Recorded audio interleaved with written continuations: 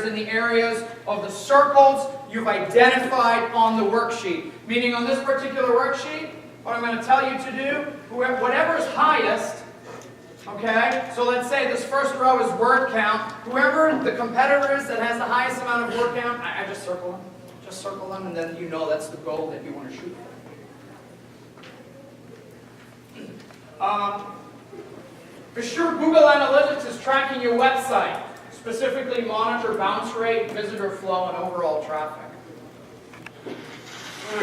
Monitor your website rank with our Rank Finder tool.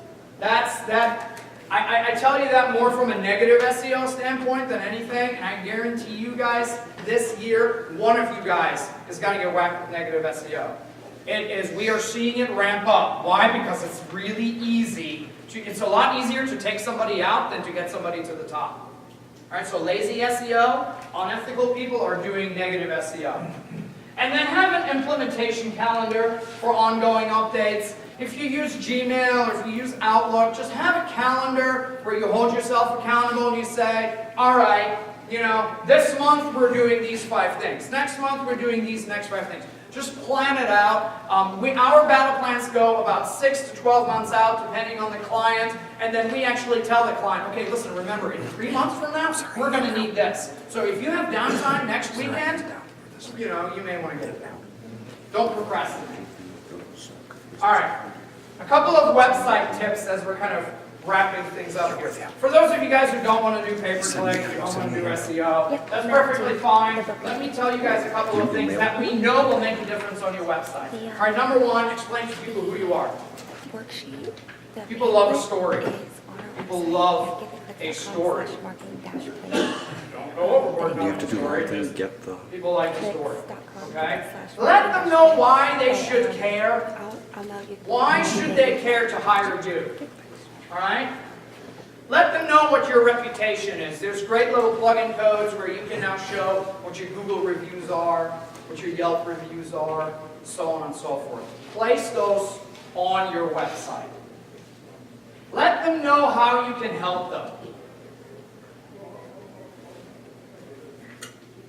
People buy with emotion and then justify the purchase with logic. I'm going to pick on you ladies for a second. That's especially true for you guys. So, if the product is purchased a lot by the ladies, or hubby says, I got to go talk to my wife, okay? It's the emotional sale that is really what matters. All right? Everybody knows you're pool contractors. Everybody knows you probably have some pretty pictures of pools. Okay, we know all that. But they buy you. Make sure that you, who you are, is what is actually on the website. Don't make your homepage all about the fact that you're a pool contractor. I already know that. I looked for one. Tell me how you're different. Tell me why I should be picking you. Don't tell me you're the cheapest. Don't tell me you have the best quality. I'm going to shoot myself in the head. All right? Just tell me why. What's the passion? All right? You talk to us or we email you, we're going to tell you how passionate we are, and we are. We're crazy. All right? We're downright fanatical about this stuff. Why? We live and breathe it. And anybody that joins our company that gets hired, we know very, very quickly if they're going to drink the Kool-Aid or not, okay? It's very, very exciting stuff, all right? There's nothing greater, and I'm sure this has even happened to some of you guys, where you've built a pool and somebody calls you, or at the end they just said, I absolutely love what you did. We're just thoroughly enjoying it. It is more than we had ever imagined. That's what we live for when somebody calls us and says, wow, my leads are way up. You guys rock. Okay? That's what drives us. And that's what you guys need to put on your website and let people know that that's what drives you, because we buy with emotion. Everybody has to have a point of difference.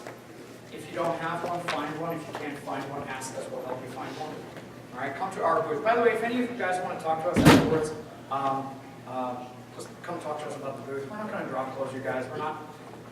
If you think we know what we're talking about, then you guys can make the decision if you want to buy into this. But we're here as a resource. So any questions you guys have, even beyond this, please don't hesitate.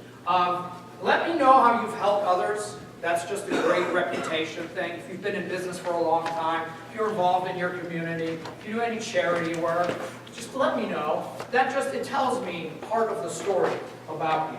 And then have a call to action. Tell me what I need to do. I'm an idiot. Tell me what I need to do. Should I call you? What do you prefer? Tell me. All right. A lot of this I already touched on. Let me just, a couple of points here. Your website's a sales tool, not a marketing tool. I already said that. There are two types of people that will come to your website. It's the now crowd versus the later crowd. The now crowd will contact you now. The later crowd, they'll come back. Here's the funny thing. On average, about 87% of all website traffic is the later crowd. But you as business owners, what do you want? You want that next lead. So what do? You build your whole website to go after the little 13%. Don't do that. Really, be a resource. A great way to do that is with videos. Be a resource so that people can go, they have a reason to go to your website and get re-exposed to you. It also sends a message to Google what? That you're very relevant and that you have authority. We're a for-profit company, but we have free SEO tools. Why do we do that? Why? Because I want you guys going to my website. I want you guys looking at this and saying, wow, they really know what the heck they're talking about. Okay, maybe I should hire them. Like that's the whole thought process here. Okay? But people buy differently. Right? Some want to do it now, some want to go ahead and do it later. Yes? I just wanted to make a quick point, something you brought up earlier with YouTube. I love YouTube, but just like, I think, especially in our industry, you have to be careful to kind of stay away from the how-to videos, because that promotes the unlicensed work or the homeowner trying to do it themselves, and that could potentially be bad for your company.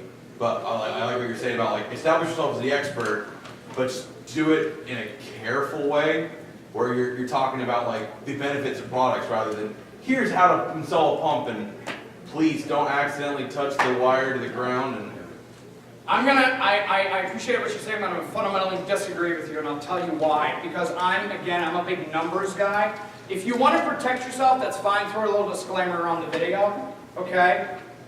How to is one of the biggest things that are searched on YouTube. If you want to have a video on how to electrocute yourself, knock yourself out, but you want to go ahead and have how-to videos up there. One of the best performing videos that we ever put together was how to replace a roof shingle. Okay? Now, do I really want somebody going up there and, replacing their roof shingle and maybe falling off the roof or hammering a nail into their hand or whatever? No, I don't. But that's a very simple disclaimer that you guys can go for. All right? On top of that, again, there's a risk in everything that we do in business, and for that I have insurance.